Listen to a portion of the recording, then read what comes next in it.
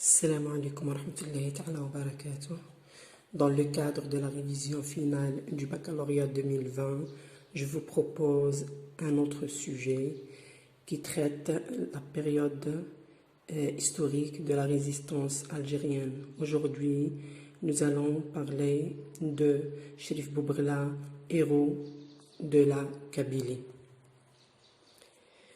Les ossements de Cherif Boubrela, le sultan à la mule grise, personnage si important de la résistance algérienne, l'initiateur d'une révolte populaire qui porte son surnom contre la colonisation française dans la région du Djoudjera en Kabylie, ont également été répatriés hier.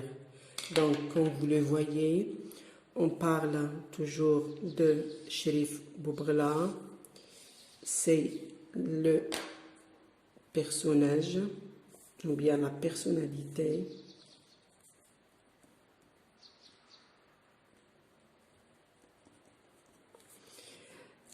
on l'appelle, on le surnomme le sultan à la meule grise. Ce sont les Français qui l'appellent ainsi. Il est un personnage si important. Il est un personnage tellement important. On peut remplacer tellement par tant ou par trop. Il est un personnage si important de la résistance algérienne. De quelle période de l'histoire s'agit-il dans ce texte? Il s'agit de la résistance algérienne. Voilà le cadre temporel ici, cadre temporel. Le cadre temporel, c'est la résistance algérienne. Le lieu, bien sûr, c'est la région du Djoudjera. C'est la Kabylie.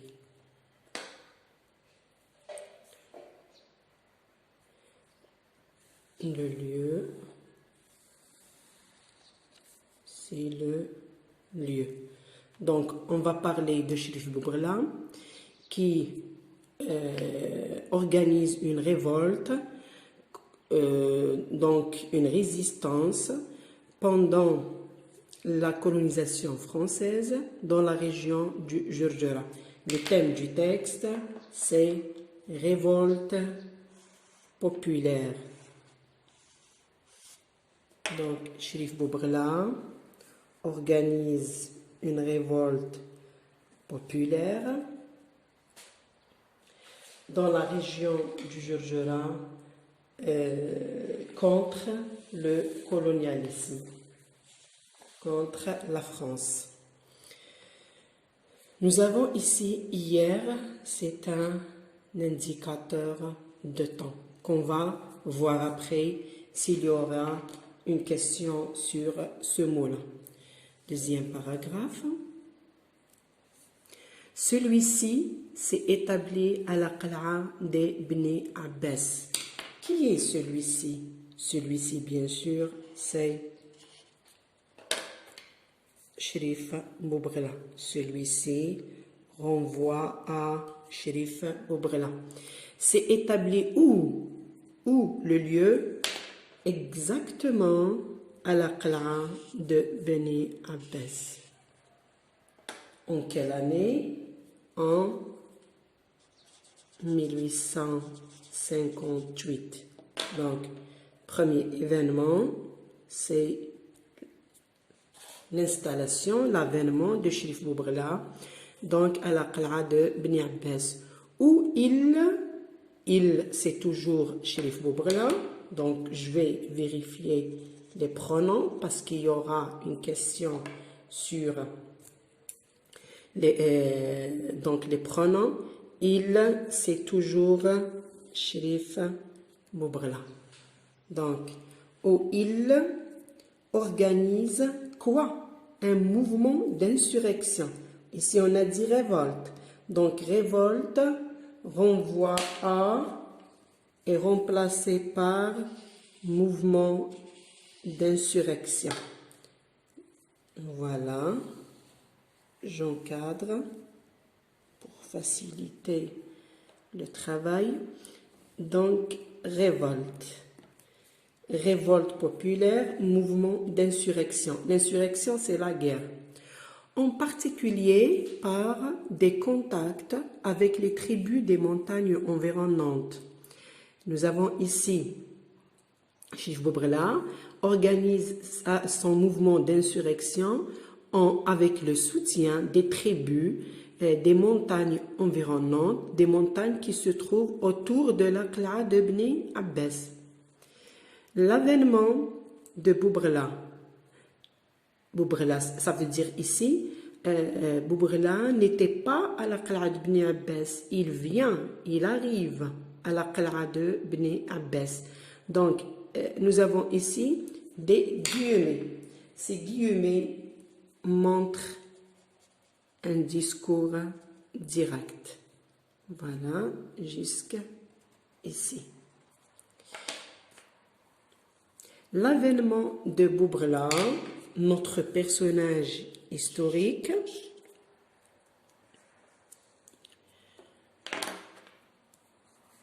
est contemporain en France de la Révolution de février 1848.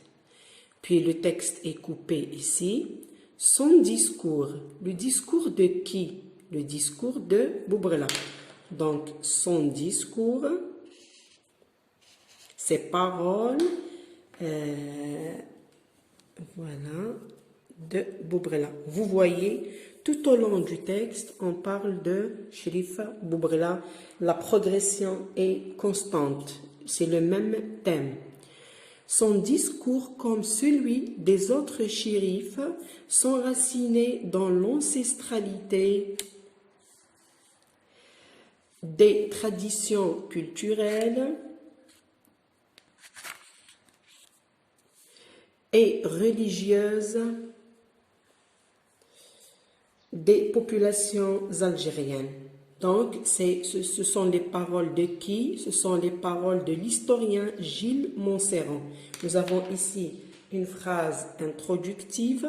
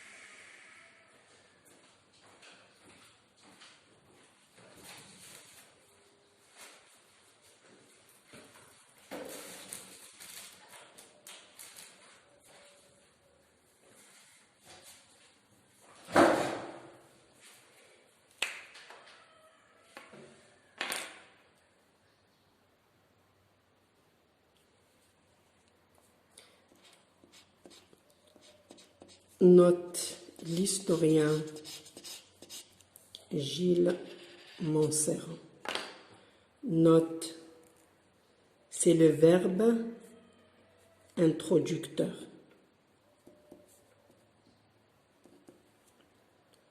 du discours direct. Donc ici, c'est le discours direct.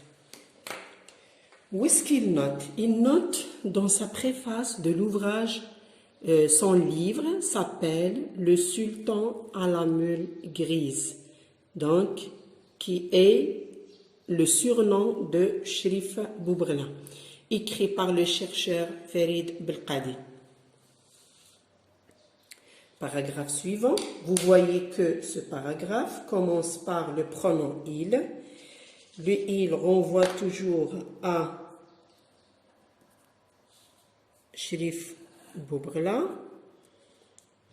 Il a harcelé sans cesse la soldatesque coloniale avant d'être contraint de se replier vers le nord du Jurjura. Donc, il a harcelé sans cesse la soldatesque coloniale. Ça veut dire qu'il attaque sans arrêt les soldats français avant d'être contraint de se replier vers le nord du Jurjura.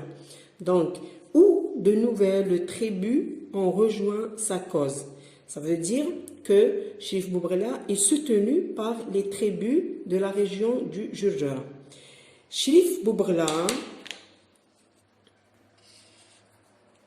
a réussi à défaire un détachement de l'armée française. Cherif Boubrlin a attaqué un détachement et il a tué les soldats de ce détachement français dans un affrontement près de Bourny, en Kabylie, le 18 août 1850. Ici, c'est 50. Donc, nous avons un indicateur de temps que nous devons prendre en considération. À la suite de cette défaite, la défaite, c'est la perte. Les Français ont perdu ici. C'est Cherif Boubrlin qui a gagné.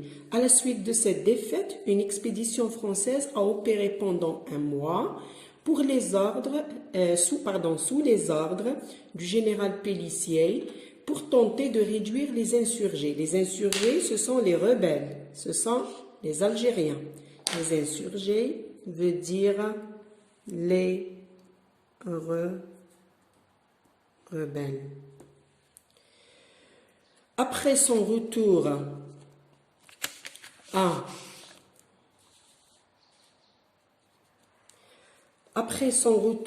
Et Melikesh, Cherif Boubrlin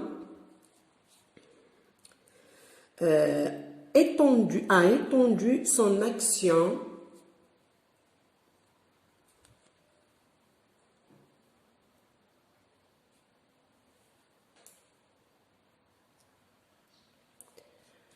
vers la Kabylie côtière. Donc,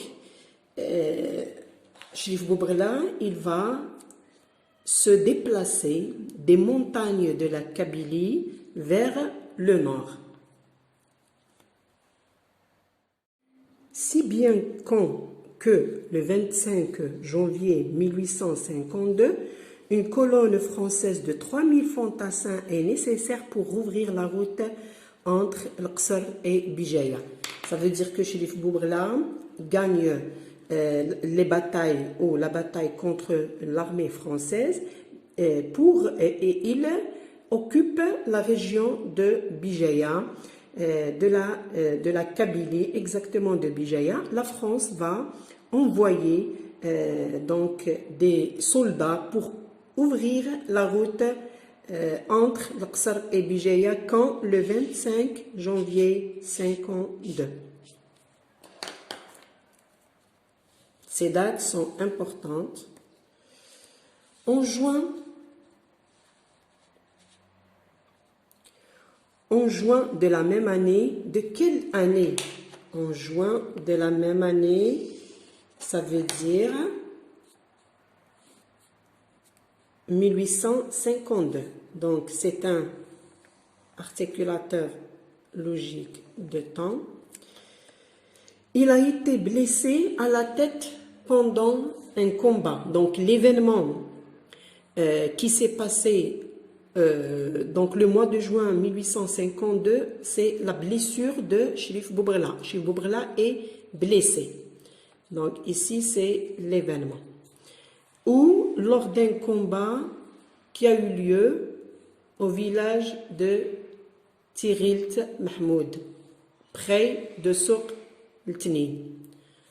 En 1853,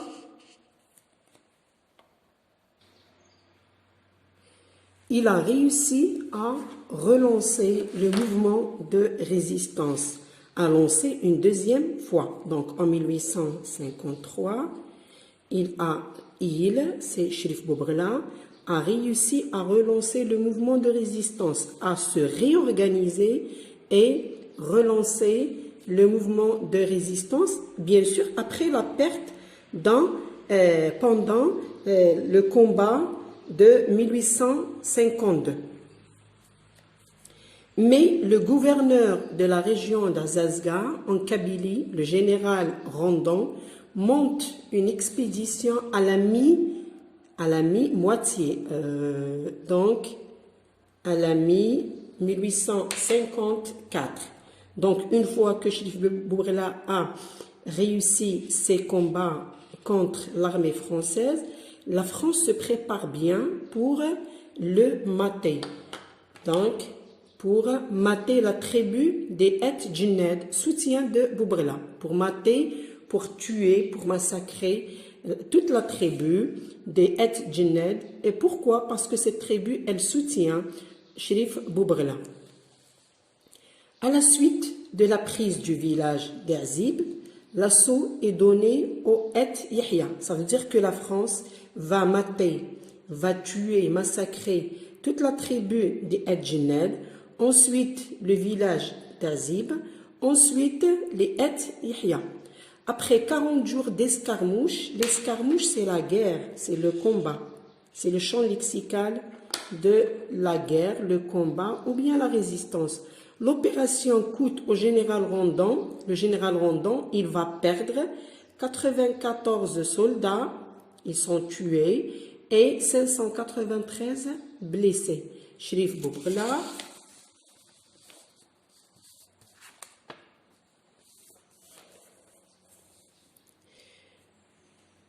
blessé, quitte alors la région. Ça veut dire en quelle année Cherif Boubrela est blessé? Cherif Boubrela est blessé en 1854, après toutes ces opérations organisées par l'armée française. Il est blessé, donc blessé. Il quitte alors la région, donc il s'éloigne de cette région pour retourner à Et Mlikesh, qui est le point de départ de Cherif Boubrela, où il reprend son travail d'organisation.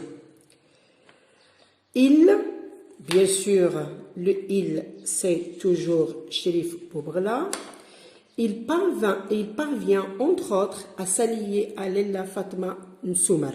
Donc c'est à partir de 1854 que Cherif Boubrela va travailler ensemble avec Lella Fatma Nsoumar. Le dernier paragraphe, en 1854, donc après sa blessure, après son retour au village de Et Mlikesh, après sa rencontre avec Lella Fatma Nsoumar, il est dénoncé. Après avoir été dénoncé, il est poursuivi par les frères Mqrani. Donc, il est dénoncé par l'armée, par les frères Mqrani, qui sont des traîtres, qui travaillent avec la France. Donc, après avoir été dénoncé, il est poursuivi par les frères Mqrani, qui s'étaient alliés aux Français. Sa tête fut tranchée, coupée.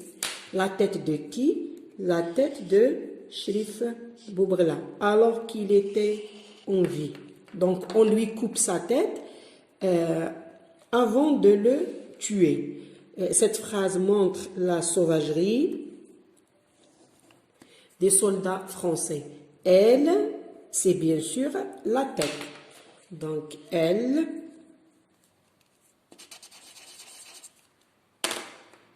c'est sa tête. Elle a été exposée en trophée sur un poteau.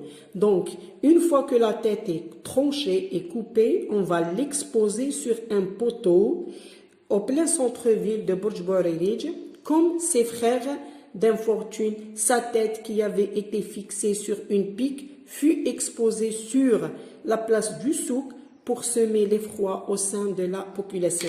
Pourquoi on expose la tête de Cherif Boubrela, qui est le héros, qui est donc l'organisateur de la révolte populaire dans la région de la Kabylie, pour semer l'effroi. L'effroi, c'est la peur.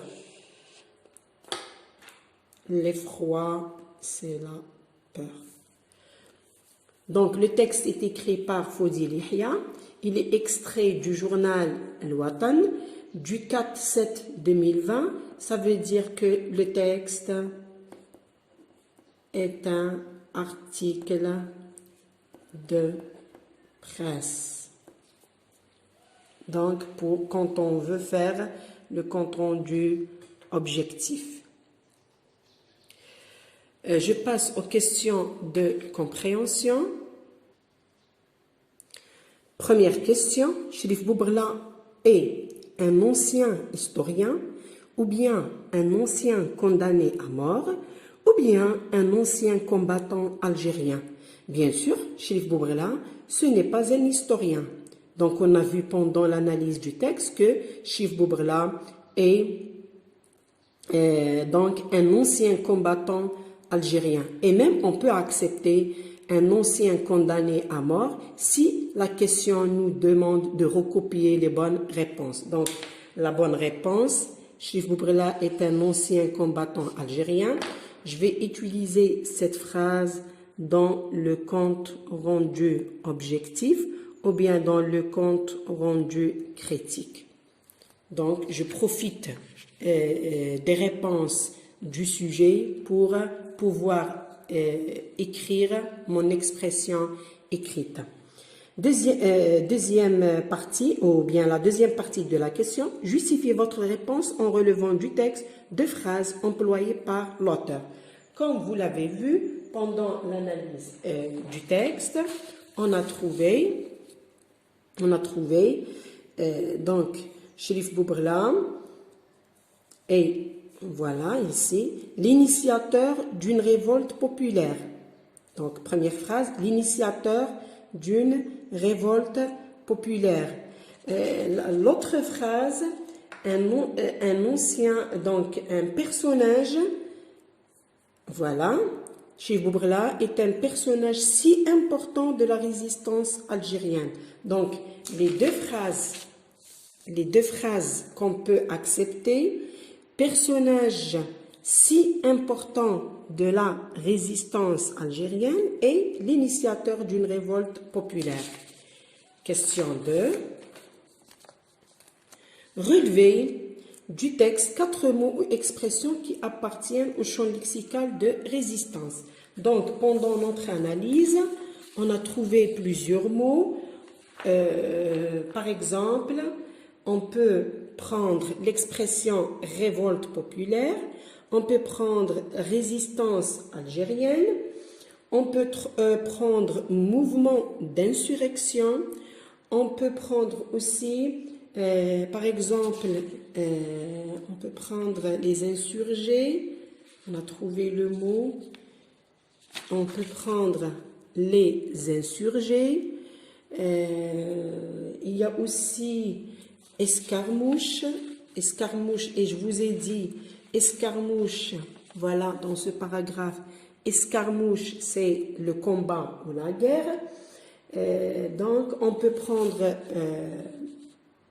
les affrontements, défaites par exemple, expédition française, donc c'est le champ lexical de la résistance. Je passe à la question 3. Le sultan à la mule grise. Le sultan à la mule grise. C'est une expression qu'on a trouvée plusieurs fois dans le texte. Elle figure au début du paragraphe. Voilà, elle est là. Le sultan à la mule grise. Elle se répète après dans un autre paragraphe. Ici, par exemple, le sultan à la mule grise. La question nous demande qui est désigné par cette expression dans le texte. Ça veut dire à quoi renvoie cette expression? Qu'est-ce qu'elle remplace? Désigné, c'est renvoi. J'explique le mot. Désigné, ça veut dire renvoi ou bien remplace. Cette expression remplace Cherif Boubrela. Donc, cette expression, dans le premier paragraphe, nous avons Cherif Boubrela, le sultan à la mule grise. Il est nommé, il est appelé par les Français le sultan à la mule grise. Et la mule, ça veut dire la savate, la sorte de chaussure. Question 4. Dites à quelle attitude correspondent les phrases suivantes. Nous avons deux attitudes. L'attitude A, l'attitude des Français. Et nous avons l'attitude de Cherif Boubrela. Les phrases, comme vous le voyez, elles commencent par le pronom en qui est pronom indéfini. Ça veut dire je peux remplacer ce pronom soit par les Français ou par Cherif Boubrela. Donc, on organise un mouvement d'insurrection. Qui a organisé le mouvement d'insurrection? Bien sûr, c'est Cherif Boubrela. Donc, cette phrase, c'est Cherif Boubrela. On relance le mouvement de résistance. Qui a fait le mouvement de résistance? Ce n'est pas la France, c'est Cherif Boubrela qui organise le mouvement. La première, j'ai sauté. On organise un mouvement d'insurrection, voilà celle-ci, c'est toujours Cherif Boubrela. Deuxième phrase, on perd 94 soldats.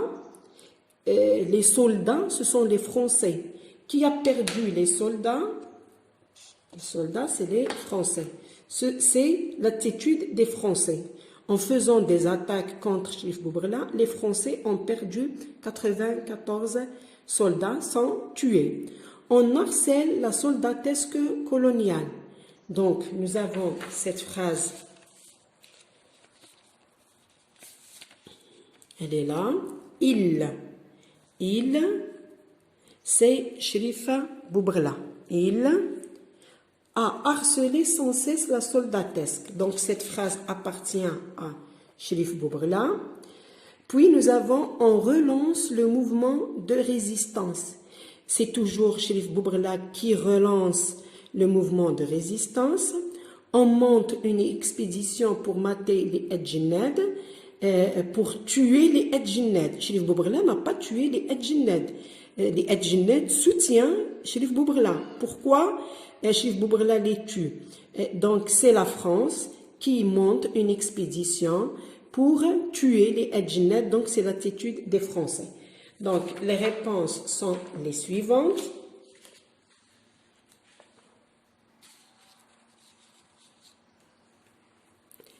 Attitude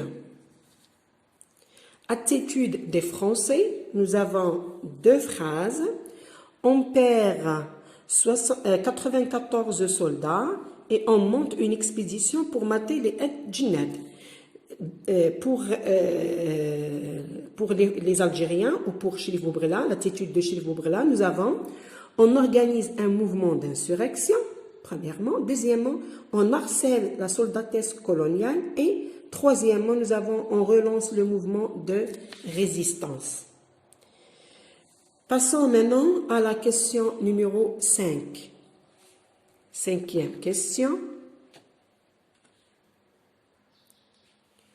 Son discours comme celui des autres shérifs, s'enraciner dans l'ancestralité des traditions culturelles et religieuses des populations algériennes.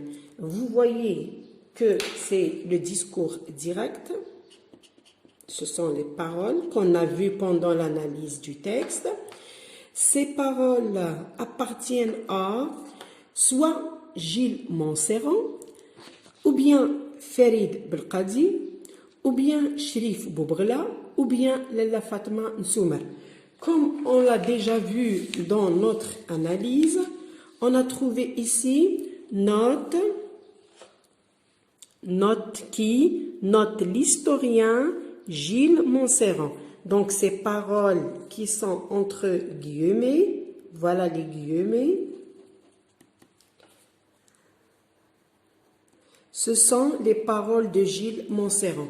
Donc la bonne réponse, c'est Gilles Montserrat.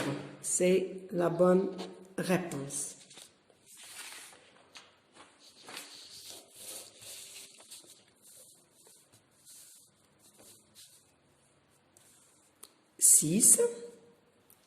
Pour ne pas tarder, Cherif Boubrla a réussi à défaire un détachement de l'armée française. Cette phrase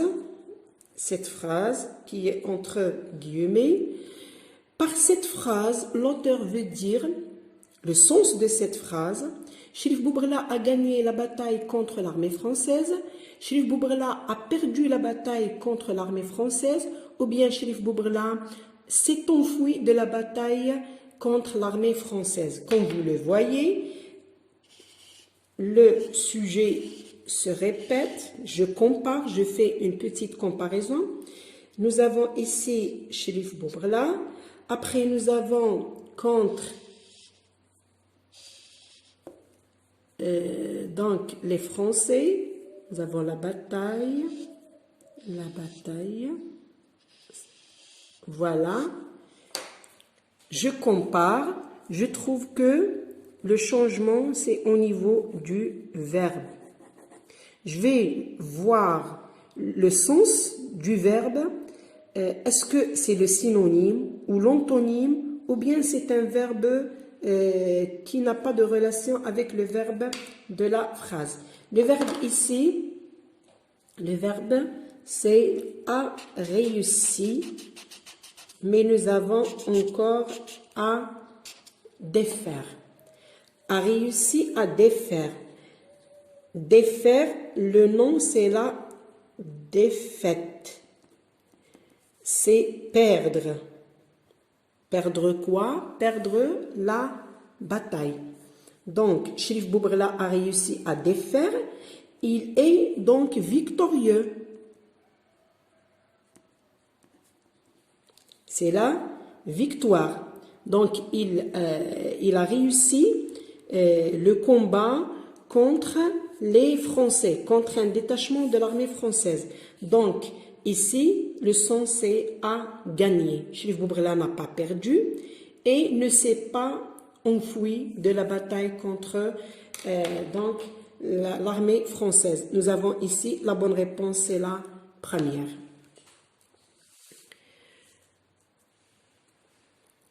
Septième question, nous avons des pronoms. Vous voyez, nous avons celui-ci. Nous avons encore il et nous avons elle dans les phrases. Celui-ci s'est établi à la Qala de Bni Abbas en 1850 du paragraphe 2. Celui-ci renvoie à Cherif Boubrla qui s'est établi.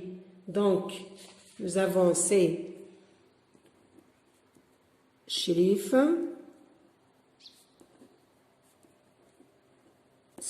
Boubrla.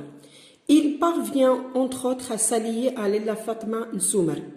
Donc le il renvoie toujours à Cherif Boubrla.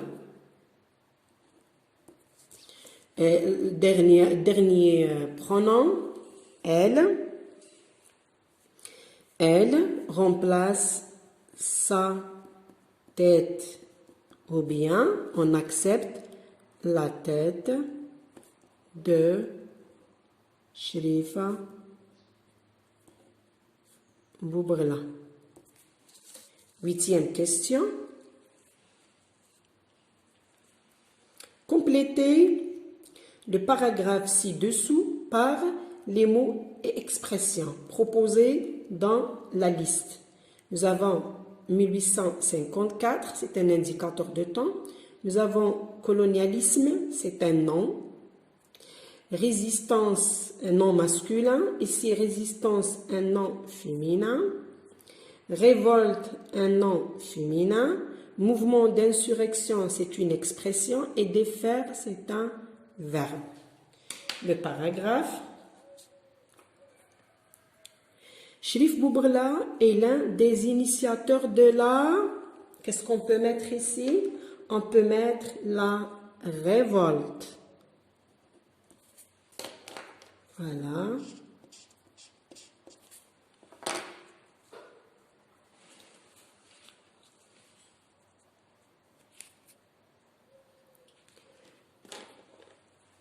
Cherif Boubrla est l'un des initiateurs de la révolte populaire dans la région du Guéguéra, en Kabylie. Il organise un... Donc, qu'est-ce que je peux mettre? Donc, révolte, ça y est. Qu'est-ce qu'on peut mettre? Un mouvement d'insurrection. Il organise un mouvement d'insurrection, numéro 2, en 1850. Il arrive à, ici j'ai besoin d'un verbe, à défaire. À plusieurs reprises, l'armée française, il a été blessé en 1853. Après sa guérison, il relance le mouvement de... Quel mouvement? Le mouvement de... On peut mettre ici le mouvement de résistance. Cherif Boubrla est abattu après avoir été dénoncé et suivi par les frères Mokrani en, ici j'ai besoin d'une date, en 1854. Pour semer l'effroi, qu'est-ce qu'il nous reste? Un seul mot, c'est le colonialisme. Le colonialisme a exposé sa tête en plein centre de la ville.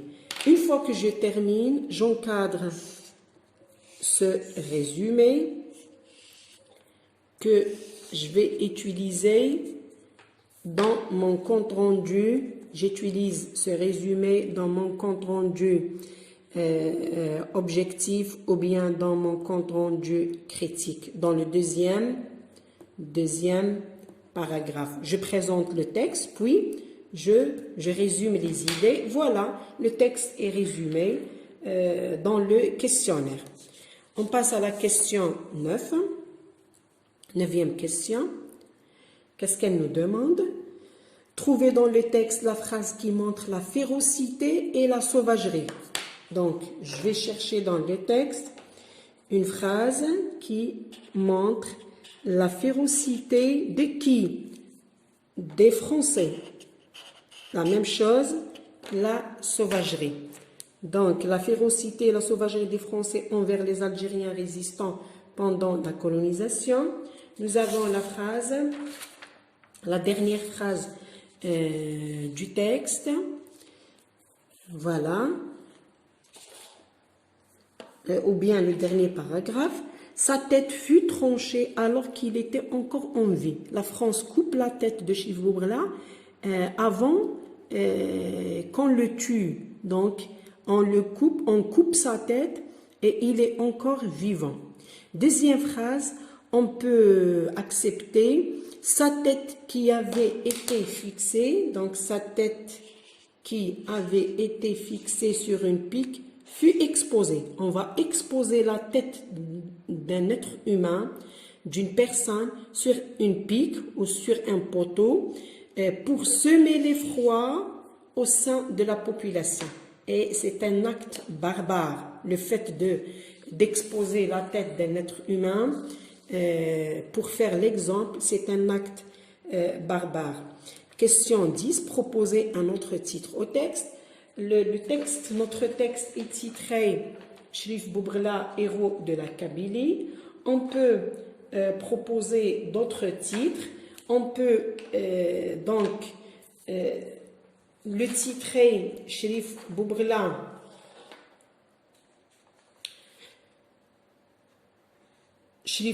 le sultan à la mule grise.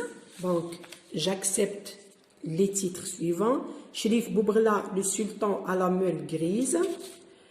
J'accepte aussi bravoure et courage de Cherif Boubrela, ou bien Cherif Boubrela, héros de la résistance algérienne. Avant, nous avons Cherif Boubrela, héros de la Kabylie. Maintenant, je change.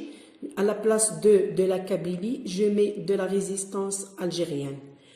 Pour la question de synthèse, nous avons 11. À travers ce texte, c'est la visée.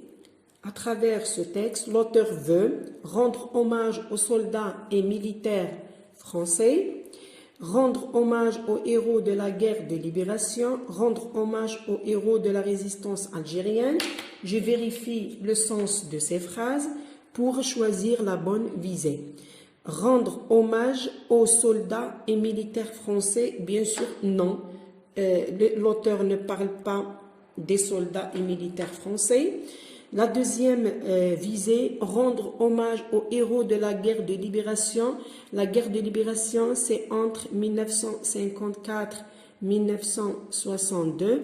Et nous, dans ce texte, on parle de 1954. Donc, c'est la période de la résistance. Donc, cette réponse est fausse. Il nous reste la dernière, rendre hommage aux héros de la résistance. Oui, bien sûr, on parle de la période de la résistance algérienne. Question de synthèse et la dernière question. Malgré qu'elles sont nombreuses, les résistances algériennes n'ont pas pu pacifier l'Algérie du colonialisme. Dites pourquoi en 2 à 3 lignes. On parle ici des résistances algériennes, c'est le thème. Voilà, le thème. Le questionnaire ou bien la question nous donne une information, c'est que ces résistances sont nombreuses. Il y avait beaucoup de résistances. Il y avait la résistance de l'émir Abdelkader, la résistance de Lala Fatma Soumer, la résistance de Cherif Boubrela, la résistance par exemple, des Acha, etc. Donc, il y avait beaucoup de résistances entre 1830 et 1954. Mais malheureusement, ces résistances n'ont pas pu faire sortir le colonialisme de l'Algérie, n'ont pas pu pacifier l'Algérie du colonialisme. Quelles sont les raisons? Quand on dit « dites pourquoi », ça veut dire quelles sont les raisons, quelles sont les causes. Je vais écrire ma réponse dans 2 à 3 lignes. Je vous propose la réponse suivante.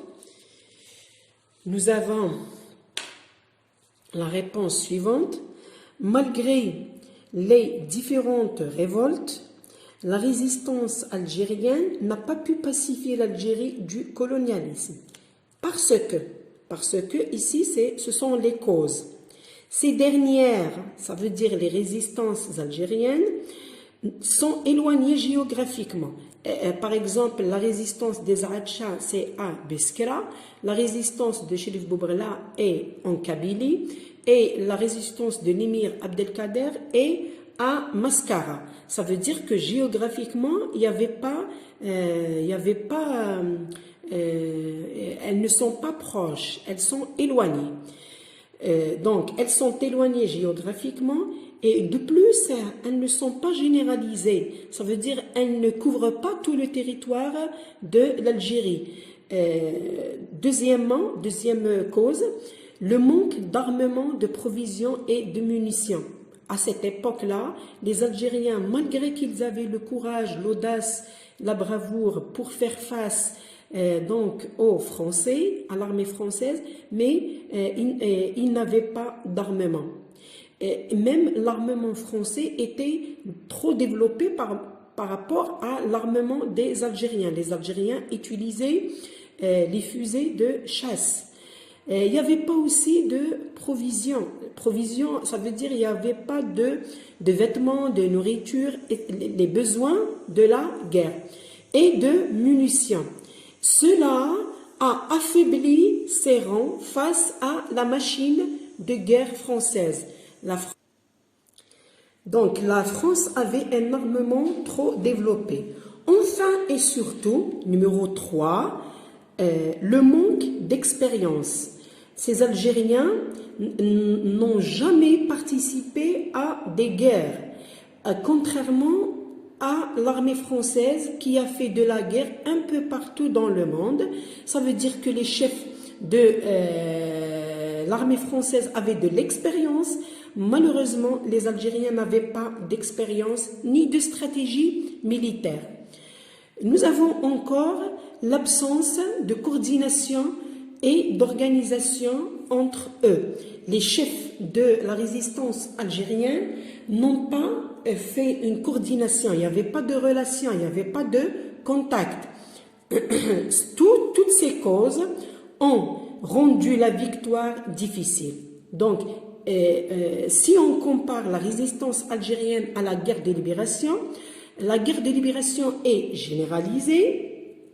Il y a le contact entre les chefs des wilayas. Il y a aussi l'armement que le FLN ramène ou achète. Nous avons aussi la provision et nous avons encore le soutien du peuple. C'est pour ça que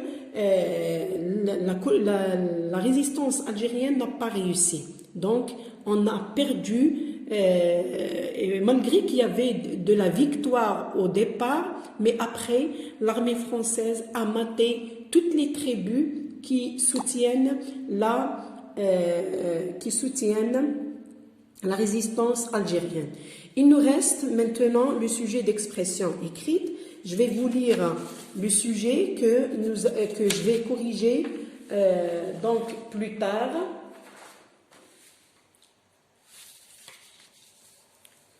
Le premier sujet, c'est le compte-rendu. Soit vous faites un compte-rendu critique ou un compte-rendu objectif. Nous avons le même thème. Pour informer vos camarades sur la période de la résistance et de ses chefs, rédigez en une centaine de mots le compte-rendu objectif, ou bien on peut faire aussi le compte-rendu critique selon la filière de ce texte que vous publierez dans la rubrique Histoire glorieuse du prochain numéro du magazine de votre lycée. Ici, vous faites le compte-rendu, soit le compte-rendu critique ou le compte-rendu objectif. Deuxième sujet, la résistance algérienne était présente aussi bien en milieu rural qu'en milieu urbain. Rédigez un texte d'environ 150 mots dans lequel vous informerez vos camarades des rôles des populations. Donc, le thème ici, c'est, on va écrire un texte sur les rôles des populations rurales dans la guerre d'indépendance. Le texte est un texte informatif sur l'histoire, un texte historique.